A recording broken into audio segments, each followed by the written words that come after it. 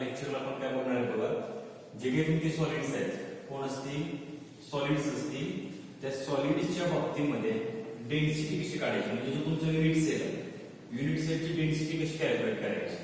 What is the procedure to calculate the density of unit cell. लक्षात ठेवा, solid state नावाचा जो chapter आहे आपला, सॉलिड स्टेट नावाचा जो चॅप्टर आपण स्टडी करतोय, हा चॅप्टर कशाशी रिलेटेड आहे बघा, फिजिकल केमिस्ट्रीशी रिलेटेड आहे. आपण चॅप्टर स्टडी कुठला करतोय, सॉलिड स्टेट नावाचा चॅप्टर स्टडी करतोय. हा चॅप्टर कशाशी रिलेटेड आहे ते एकदा क्लिअर करा. सॉलिड स्टेट नावाचा चॅप्टर हा रिलेटेड आहे आपल्या कुठल्या पॉइंटशी, फिजिकल केमिस्ट्रीशी. Physical chemistry. आता लक्षात ठेवा की फिजिकल केमिस्ट्रीचा दिलेला चॅप्टर हा फिजिकल केमिस्ट्रीचा आहे, ऑर्गॅनिक केमिस्ट्रीचा आहे, इनऑर्गॅनिक केमिस्ट्रीचा आहे का एनालिटिकल केमिस्ट्रीचा आहे. आता आपल्याकडे 4 टाईपची केमिस्ट्री आहे. त्या 4 टाईपच्या केमिस्ट्री पैकी आपण जो चॅप्टर स्टडी करतो तो कुठला आहे, सॉलिड स्टेट नावाचा चॅप्टर आहे. तर हा सॉलिड स्टेट नावाचा चॅप्टर कशाशी रिलेटेड आहे, ते सॉलिड स्टेट नावाचा चॅप्टर हा रिलेटेड आहे फिजिकल केमिस्ट्रीशी. कुठल्या बेसवरती मी तुम्हाला एवढं कॉन्फिडेंटली सांगतो की दिलेला चॅप्टर हा फिजिकल केमिस्ट्रीशी रिलेटेड आहे, ते एकदा समजून घ्या की हा दिलेला चॅप्टर फिजिकल केमिस्ट्रीशी रिलेटेड कसं काय ते मी तुम्हाला सांगतो बघा.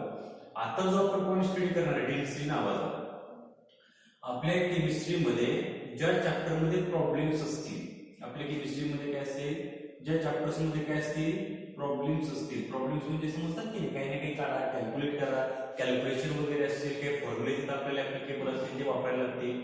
असे प्रॉब्लेम्स ज्या चॅप्टर मध्ये तुम्हाला स्टडी करायला मिळणार तो डेफिनेटली चॅप्टर कशाचा असणार आहे, फिजिकल केमिस्ट्रीचा असणार आहे. लक्षात ठेवा. आपल्या फिजिकल केमिस्ट्रीमध्ये आपण काय सांगतोय की फिजिकल केमिस्ट्रीमध्ये काही प्रॉब्लेम्स आहेत, ज्या चॅप्टरमध्ये प्रॉब्लेम्स तुम्हाला स्टडी करायला मिळणार तो चॅप्टर कुठला असणार आहे, फिजिकल केमिस्ट्रीचा चॅप्टर असणार आहे. आता मला काय करायचं बघा की डेफिनेटली सॉलिड स्टेट मध्ये आपण सेकंड लास्ट पॉइंट स्टडी करतोय. सेकंड लास्ट म्हणजे याच्यानंतर एक पॉइंट आपण स्टडी करणार आहे. आता मी कुठला पॉइंट स्टडी करणार आहे बघा, सॉलिड स्टेट मध्ये आपण स्टडी करणार तो पॉइंट म्हणजे तो आहे डेन्सिटीचा. जो पॉइंट आपण आजच्या लेक्चरला डिस्कस करणार, स्टडी करणार तो कुठला आहे, डेन्सिटीचा आहे.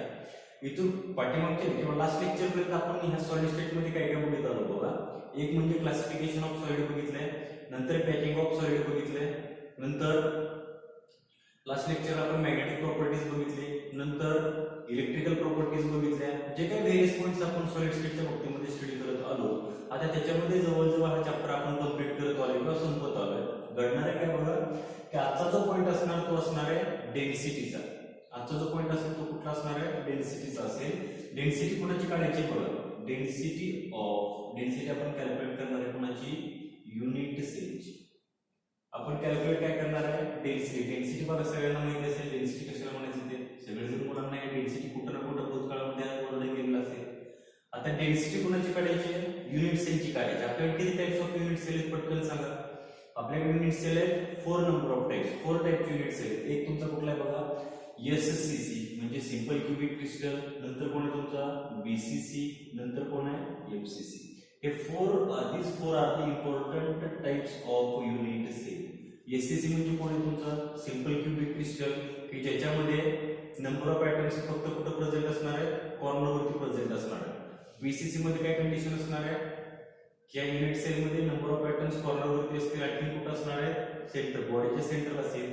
बॉडी सेंटर युनिट सेल मध्ये बी स्टँड्स एज बॉडी, म्हणजे ते युनिट सेलच्या सेंटरला एक युनिट ॲटम असला पाहिजे. एफसीसी म्हणजे काय, फेस. आपल्या युनिट सेलला किती फेस असणार आहे, डेफिनेटली 6 नंबर ऑफ फेस असतील.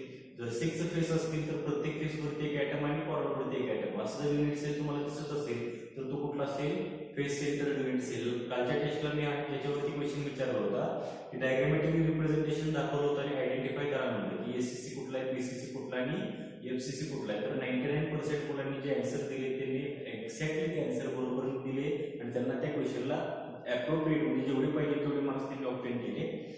आता मला आजच्या लेक्चरला काय करायचंय, डेन्सिटी, एससीसी, बीसीसी आणि एफसीसी या तिघांच्या डेन्सिटीज काढायच्या. तर डेन्सिटी ह्या तिघांची डेन्सिटी काढतो म्हणजे काय, प्रत्येकाची डेन्सिटी वेगळी असणार आहे का, नाही. प्रत्येकाची डेन्सिटी वेगळी येणार नाही, फक्त चेंज कशामध्ये असणार, कारण हा पॉईंट स्टडी करण्याच्या अगोदर मी ते तुम्हाला एक्सप्लेन करतोय की चेंज कशामध्ये असणार आहे बघा. डेन्सिटी ऑफ युनिट सेल जर एससीसी काढत असाल, बीसीसी ची काढत असाल किंवा एफसीसी ची काढत असाल तर ह्या डेन्सिटी मध्ये ओनली 1 डिफरंट असणार. तो कुठला आहे बघा, कारण तुम्हाला एक्झाम मध्ये क्वेश्चन विचारतात किंवा युनिट सेल मध्ये डिफरन्स कशामध्ये आहे, डिफरन्स फक्त एकामध्ये आहे, तो म्हणजे कोण आहे, number of atoms present in your unit cell.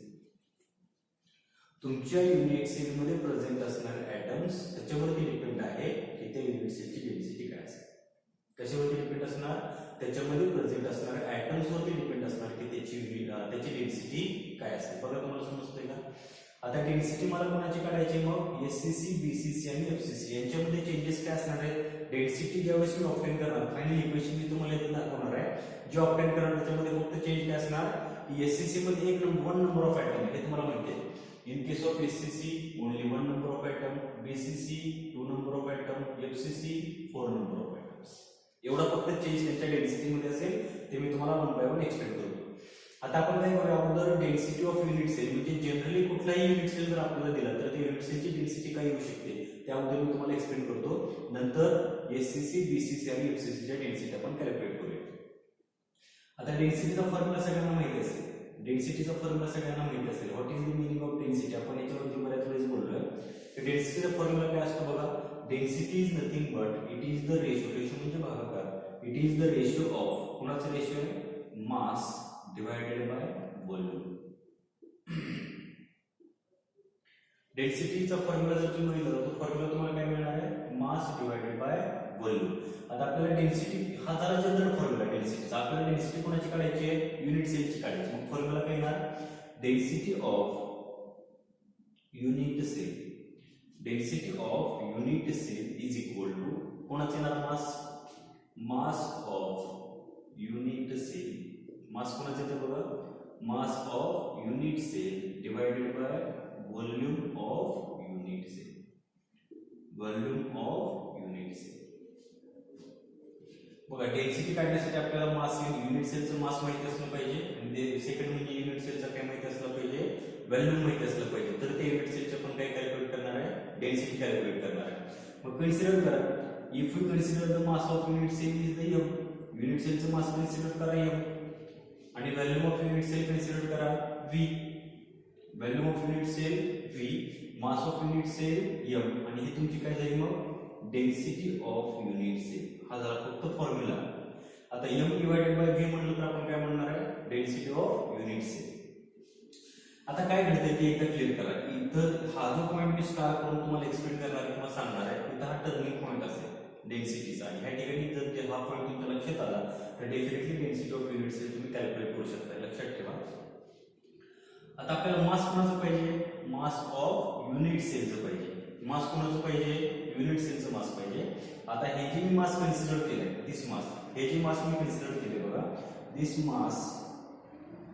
Mass is in the form of mass in the form of gram. आता हे मास कुठल्या फॉर्म मध्ये? डेन्सिटीचं जर मास तुम्ही बघितलं ते मास कुठल्या फॉर्म मध्ये असतं? ग्रॅमच्या फॉर्म मध्ये असतं.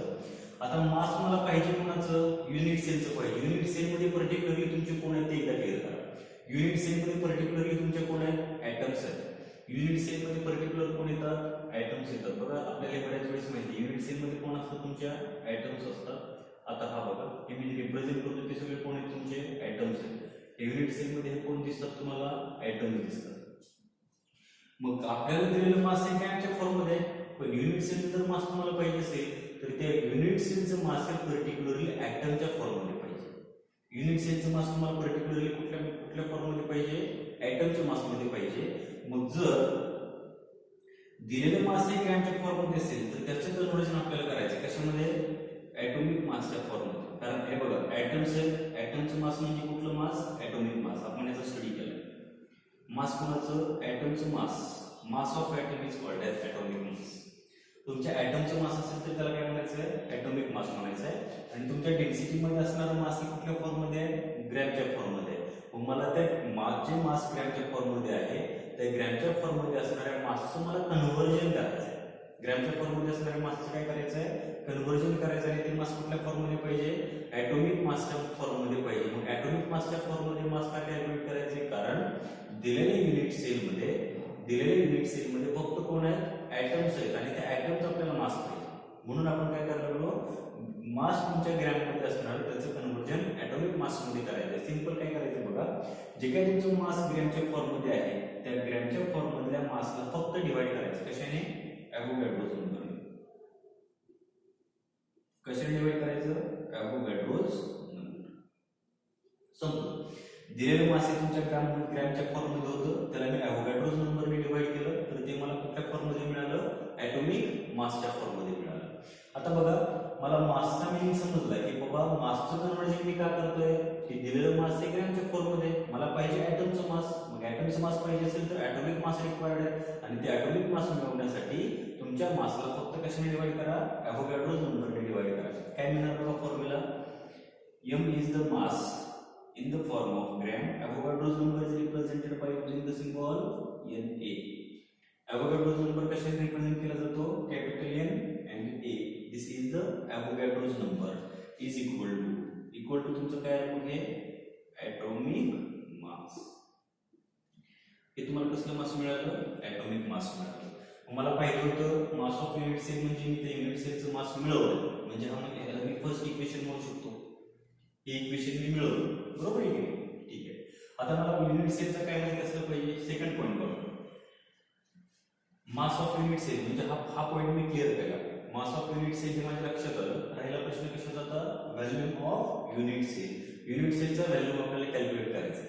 कशाचा व्हॅल्यूम युनिट सेलचा व्हॅल्यूम काय असेल बघा मग volume of unit cell. Unit सेलचा व्हॅल्यूम काय असणार लेंथ क्यूब. युनिट सेलचा व्हॅल्यूम काय असेल लेंथचा क्यूब. लेंथ क्यूब युनिट सेलचा व्हॅल्यूम काय असेल लेंथ क्यूब. युनिट सेल म्हणजे तुमचं क्यूब आहे. क्यूब समज की नाही ठोकळा तुमचे लुडो वगैरे खेळत असाल तो जो डायस म्हणून तुम्ही वापरता तो काय असतो तुमचा युनिट सेल असतो. आता मला काय करायचं बघा व्हॉल्यूम कोणाचा काढायचा आहे युनिट सेलचा काढायचा आहे. युनिट सेलचा व्हॉल्यूम जर तुम्हाला कॅल्क्युलेट करायचा असेल तर त्याचा फॉर्म्युला काय हे आपल्याला मॅथमॅटिक्स सांगतो. त्याचा फॉर्म्युला काय लेंथचा क्यूब. त्याचा फॉर्म्युला काय असणार लेंथ क्यूब आणि आपण युनिट सेल मध्ये लेंथ कशाने रिप्रेझेंट केली a stands as edge length. Length cube म्हणजे तुमची कोण आहे एज लेंथ आहे. मग व्हॉल्यूम ऑफ युनिट सेल मला काय मिळायला पाहिजे व्हॉल्यूम ऑफ युनिट सेल माझी लेंथ म्हणजे कोण आहे ए आहे ए क्यूब. युनिट सेलचं व्हॅल्यूम मला काय मिळाला ए क्यूब मिळाला. युनिट सेलचं व्हॅल्यूम काय मिळाला मला ए क्यूब मिळाला. आता बघा मला मास मिळालाय ॲज वेल ॲज व्हॅल्यूम मिळालाय. डेन्सिटी काय मिळेल ते एकदा क्लिअर करा. मग इथं म्हणूया बाय इक्वेशन किंवा फ्रॉम इक्वेशन कुठलं इक्वेशन 1 and 2. एक आणि दोन इक्वेशनवरून मला काय करता येईल ते बघा density is equal to density of unit cell is equal to unit सेलची डेन्सिटी काय मिळणार आहे density of unit cell is equal to mass of unit cell. Mass of unit cell तुम्हाला काय मिळालं m divided by na. m divided by na into volume of unit cell. Unit सेलचा volume काय तुमचा a cube. Volume of unit cell काय मिळाला a cube. m divided by na a cube. आता हा जो डेन्सिटीचा फॉर्म्युला मी तुमच्या समोर मांडलाय मग या डेन्सिटीच्या फॉर्म्युल्यामध्ये लक्षात ठेवा की जर ॲटम तुमच्या युनिट सेलमध्ये ओनली 1 असेल तर जर युनिट सेलमध्ये एकच ॲटम अवेलेबल असेल तर हा फॉर्म्युला आपण ऍप्लिकेबल करणार m divided by na into a cube. हा फॉर्म्युला आपण केव्हा वापरणार if given cell consist only 1 number of atom. जर एकच ॲटम तुमच्या युनिट सेलमध्ये असेल तर ठीक आहे. आता आपले युनिट सेल वेगवेगळ्या टाइपचे. आता बघा इथं एससीसी मध्ये 1 नंबर ऑफ ॲटम आहे, बीसीसी मध्ये 2 नंबर ऑफ ॲटम आहे, एफसीसी मध्ये 4 नंबर ऑफ ॲटम्स आहेत. ॲटम्स चेंज होतात म्हणजे डेफिनेटली काय होत जाणार. जर ॲटम्स चेंज होत असेल तर त्याची डेन्सिटी आहे ती सरळ का चेंज होत जाणार मला सांगा.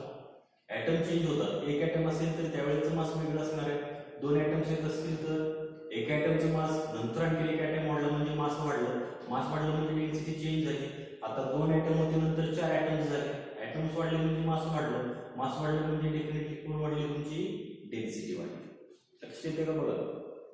मग जर डेन्सिटी ऑफ युनिट सेल तुम्हाला कॅल्क्युलेट करायची असेल इच अँड एव्हरी युनिट सेलची तर तुम्हाला काय करायला पाहिजे की हे जे दिलेले इक्वेशन आहे त्या दिलेल्या इक्वेशन मध्ये कुठंतरी हा नंबर ऑफ ॲटम्स तुम्हाला घ्यायला पाहिजे.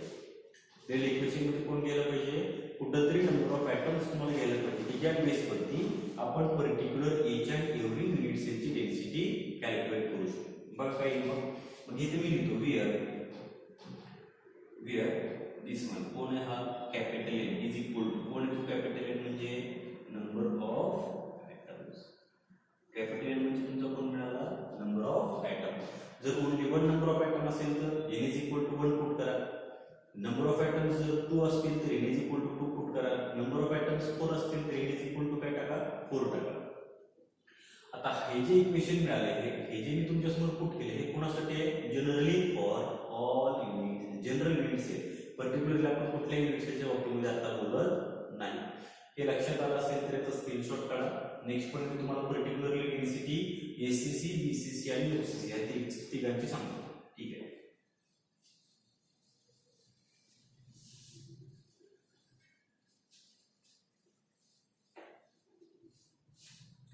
पहिली पुन्हा डेन्सिटी काढायची आहे. मग density of simple cubic crystal. Density of simple cubic crystal काय आहे mass of unit cell divided by volume of unit cell. ठीक आहे. काय असेल बघा तुमचा जनरल फॉर्म्युला कुठला आहे capital N into M divided by N A into A Q.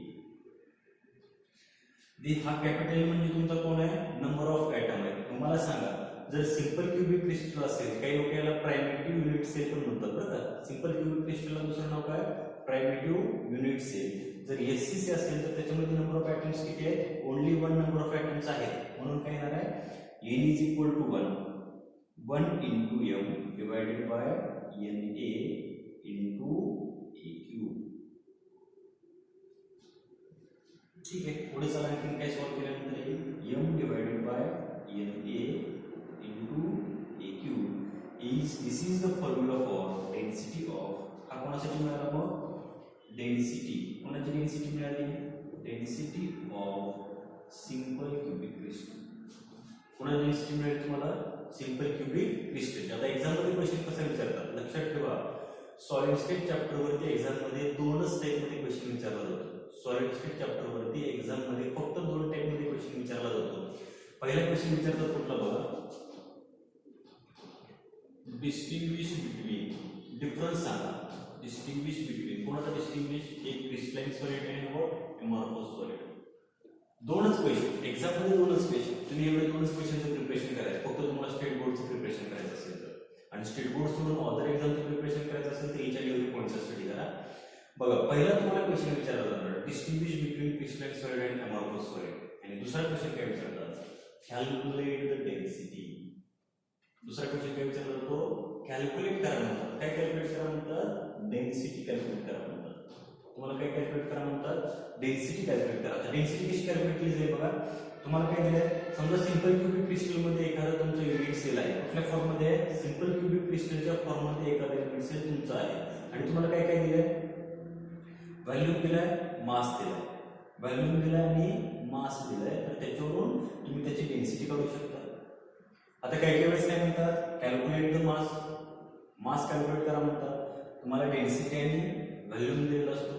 काही वेळेस व्हॉल्यूम कॅल्क्युलेट करा म्हणतात मास आणि डेन्सिटी दिलेली असते. जे कोणाच्या बाबतीमध्ये in case of simple cubic crystal. आता आणखी एक पुढचा पॉईंट बघा. जर गेल्या वर्षीच्या एक्झाम मध्ये डिस्टिंग्विश बिटवीन क्रिस्टलाइन सॉलिड आणि अमॉर्फस सॉलिड हा क्वेश्चन विचारला असेल तर ह्या वर्षीच्या एक्झाम मध्ये डेन्सिटी वरती क्वेश्चन विचारतात. आता जर ह्या वर्षी तुम्ही क्वेश्चन पेपर काढून बघा केमिस्ट्रीचा कॅल्क्युलेट डेन्सिटी नावाचा जर क्वेश्चन असेल तर नेक्स्ट इयर मध्ये म्हणजे ज्यावेळेस तुम्ही 12th स्टँडर्डची एक्झाम अटेंड करणार केमिस्ट्रीचा पेपर तुम्ही देणार आहे त्यावेळेस तुम्हाला डिस्टिंग्विश बिटवीन क्रिस्टलाइन सॉलिड आणि अमॉर्फस सॉलिड क्वेश्चन विचारलेला असेल. हे लक्षात आलं. स्क्रीनशॉट काढा. आता डेन्सिटी कोणाची काढायची density of BCC body centred unit cell. काय आहे बघा बॉडी सेंटर्ड युनिट सेलच्या बाबतीमध्ये इथपर्यंत कॉन्स्टंट असणार हे सेमच असणार. नंबर ऑफ ॲटम्स किती बीसीसी मध्ये नंबर ऑफ ॲटम्स किती in case of BCC there is 2 number of atoms. म्हणून मी काय करणार आहे त्या 1च्या ऐवजी 2 घेणार. त्या 1च्या ऐवजी काय घेणार 2 घेणार. मग इथं काय येणार आहे density of BCC is equal to 2 into M divided by N into A cube. संपलं. डेन्सिटी कोणाची मिळाली density of body centred unit cell. फक्त तुमच्या लक्षात काय ठेवायचं आहे तुम्हाला लक्षात काय ठेवायचं आहे, जनरल फॉर्म्युला फॉर डेन्सिटी. डेन्सिटीसाठी जनरल फॉर्म्युला काय आहे, आणि जर तुमचा एससीसी असेल तर नंबर ऑफ ॲटम्स किती असतात, बीसीसी असेल तर नंबर ऑफ ॲटम्स किती असतात, आणि एमसीसी असेल तर नंबर ऑफ ॲटम्स किती असतात. बीसीसीचं सांगितलं मी, लक्षात कसं ठेवायचं आहे, एबीसीडी मध्ये बी हा तुमचा सेकंड पोझिशनला येतो, म्हणजे 2 नंबरला बी हा एबीसी अल्फाबेटिकल ऑर्डरनुसार बी हा सेकंड नंबरच्या पोझिशनला येतो, म्हणून बीसीसी मध्ये 2 नंबर ऑफ ॲटम्स, एफसीसी मध्ये किती 4 आणि एससीसी मध्ये किती ओनली 1. आता एक बीसीसी ची डेन्सिटी तुम्ही काढली, आता कोणाची काढायची सांगा, एफसीसी ची. Density of face centred unit cell. Face centred unit सेलची डेन्सिटी मी न सांगण्याच्या अगोदर तुम्ही सांगणार आहे, याचा मला कॉन्फिडन्स आहे. काय येणार सांगितलं डेन्सिटी इथपर्यंत कॉन्स्टंट आहे, तो ऐवजी तर काय येणार 4 in divided by e into A cube. इथला हा 4 तुम्ही काढून टाका, 2 काढून टाका, त्याच्याऐवजी काय घ्या 4 घ्या. एकूणची डेन्सिटी मिळाली density of face centred unit cell. Formula to calculate the density of face centred unit cell काय मिळालं, 4m divided by e into a. कोणाच्या बाबतीमध्ये झालं हे, डेन्सिटी ऑफ युनिट सेल. आता नेक्स्ट लेक्चरला आपण काय करणार, जे काही तुमचे युनिट सेल असते, एससीसी असू दे, बीसीसी असू दे किंवा एफसीसी असू दे, त्यांच्या डेन्सिटी मध्ये मास दिलेला आहे, व्हॉल्यूम दिलेला असेल तर त्याची डेन्सिटी कशी काढायची याच्यावरती आपण प्रॉब्लेम डिस्कस करणार आहे. काही प्रॉब्लेम्स असतील, व्हेरियस नंबर ऑफ प्रॉब्लेम्स आहेत, ते प्रॉब्लेम्स आपण घेऊया. ते प्रॉब्लेम्स मी तुम्हाला एक्सप्लेन करतो. फक्त तुम्ही काय करा, डेन्सिटीचा फॉर्म्युला आजच्या लेक्चरला व्यवस्थित लक्षात ठेवा, तो फॉर्म्युला कसा आला ते पण लक्षात ठेवा.